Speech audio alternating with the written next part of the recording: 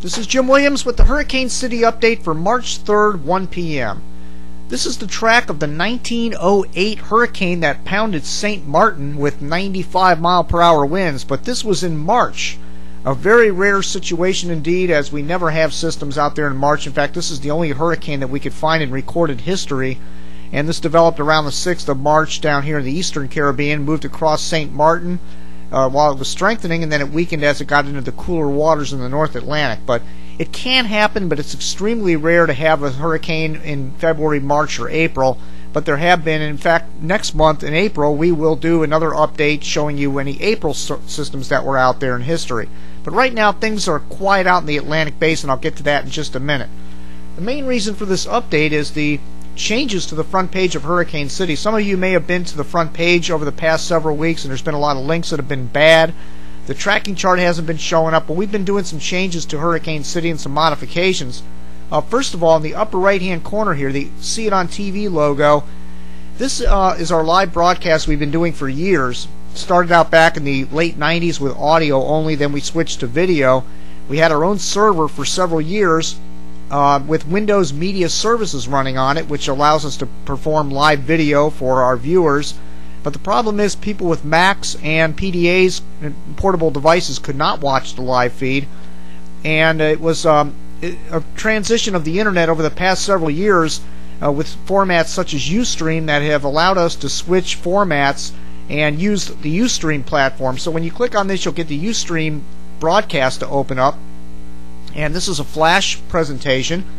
And in fact, during the last disaster that we covered, which was the tsunami heading towards Hawaii, we had about 4,000 viewers on that stream. So it's truly incredible, and it's a much more robust system that allows us to stream to larger audiences.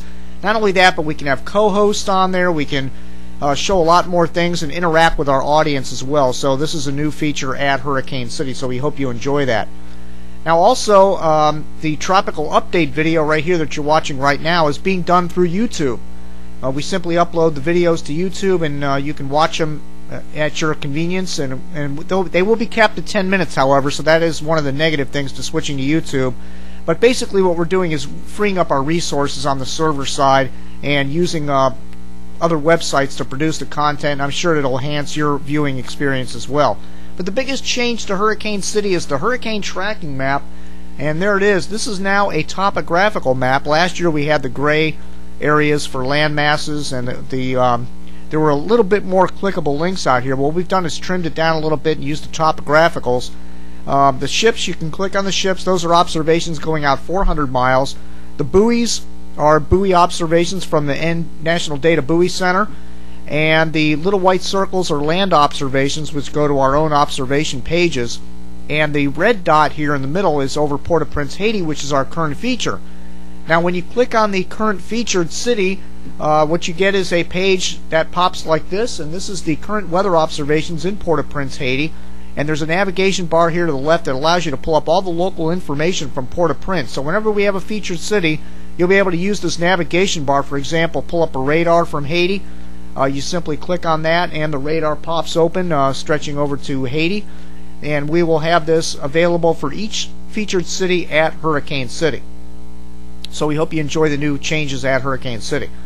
Alright, what's going on temperature-wise in the Atlantic? Let's take a look. These are the anomalies of the Atlantic and Pacific. And this is from NOAA. What we're seeing here is the temperatures are on the increase here in the Atlantic Basin over here, especially near the Cape Verde Islands and stretching towards the Caribbean Sea. The anomalies are above normal, and if this trend continues, we should have very warm sea surface temperatures going into the height of the 2010 Atlantic hurricane season, which is fuel for hurricanes, compared to 2009, when there was more of these light blue areas or white areas on the map where the temperatures were about average or below average. Now out in the Pacific, El Nino is weakening, and this is the warm sea surface temperatures in the East Pacific, which cause unfavorable upper-level trade winds over the Atlantic Basin. But this continues to weaken, and if this trend continues, the wind shear should be lighter as well this year in the Atlantic Basin. So everything is lining up for a much more active hurricane season going into 2010.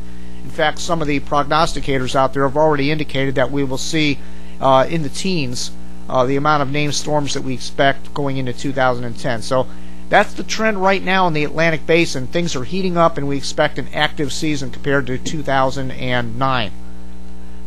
All right, again, check out the new features on the front page of Hurricanecity, and of course, you can always click on these social networking sites. We have a Facebook site, Twitter, YouTube, and Ustream, all at Hurricanecity. Sign up for them to get the latest updates. And of course, the archive subscribers get all the information mailed to them in their mailbox on what's going on at Hurricanecity.